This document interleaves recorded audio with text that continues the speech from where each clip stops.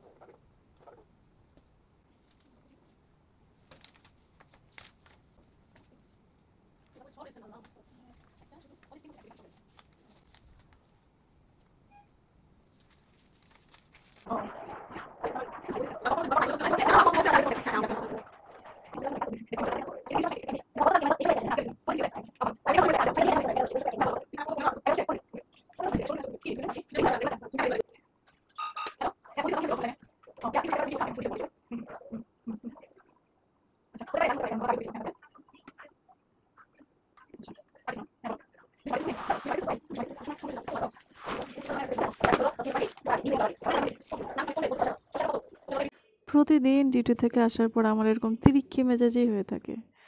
মনে হয় না আর জব করব না, আর যাব না হসপিটালে। আমি আমার মতো করে পড়াশোনা শুরু করব, পড়াশোনা করব, ডিগ্রিতে ঢুকবো, দেন নিজের ড্রিমসগুলো পূরণ করব। আসলে ড্রিমস বলতে তেমন আহামরি কিছু না। আমি খুব অল্পেই খুশি হয়ে যাই। আমার ট্রাভেল করতে অনেক ভালো লাগে। আমি জাস্ট দেশ বিদেশ ঘুরতে চাই আমার হাজব্যান্ডের সাথে, দ্যাটস ইট। ও আমার পাশে থাকবে, আমি ওকে নিয়ে একটু দেশ বিদেশ ঘুরবো, এই তো। আর জাস্ট নিজেদের চলার মতো যতটুকু টাকা না হলেই না, এতটুকু হলেই তো চলে। আমার তো মনে হয় যে এত লাক্সারিয়াস লাইফ লিড করা কিছু নাই। থাকার জন্য মাথার উপর একটা ছাদ, 3 বেলা খাবার দাবার, আর এই তো একটু এদিকে স্কিন কেয়ার আর কি। এইটা তো এসেনশিয়ালসের মধ্যেই পড়ে যায় আর কি। এটা ব্যাপার না, এটা আমরা খাবারের মধ্যেই ধরে ফেললাম। স্কিন কেয়ার ব্যাপারটা আসলে খাবারের মতোই। আমরা খাচ্ছি, স্কিনেরও তো খাবার দরকার হয়। স্কিন কেয়ারটা আসলে আমার খাবার, আমার স্কিনের জন্য খাবার। বাট এই যে এত টাকার প্রোডাক্ট লাগে, যদি এসব ব্রণ উঠে তখন কীরকম খারাপ লাগে। মনটা চায় তখন আর কোনো কিছু ইউজ না করি। এই যে ইউজ করতে করতে পুরো শেষ করে ফেলতেছি। তারপরও রেজাল্ট নাই বলবো না, রেজাল্ট তো আছে, গ্লোই স্কিন হয়। বাট ব্রণ কেন উঠে? ব্রণ কেন উঠতে হবে? এটাই তো আমি বুঝি না। এই তো ডিউটি থেকে আসার পরে আলসেমি না করে আমি স্কিন কেয়ার করে ফেলছি। যদি আলসেমি না করে স্কিন কেয়ারটা না করেই ঘুমিয়ে পড়তাম, সকালে হয়তো বা আমি এত সুন্দর ফ্ললেস সফট গ্লোয়িং একটা স্কিন পেতাম না। আচ্ছা, এই তো শেষ হেয়ার সেরাম লাগিয়ে। এখন ঘুমিয়ে পড়বো ইনশাল্লাহ। তারপরে সকালে উঠে পড়তে বসবো। পিছনের এই বুক সেলফটা আমি ডেকোরেট করে ফেলবো। টাটা।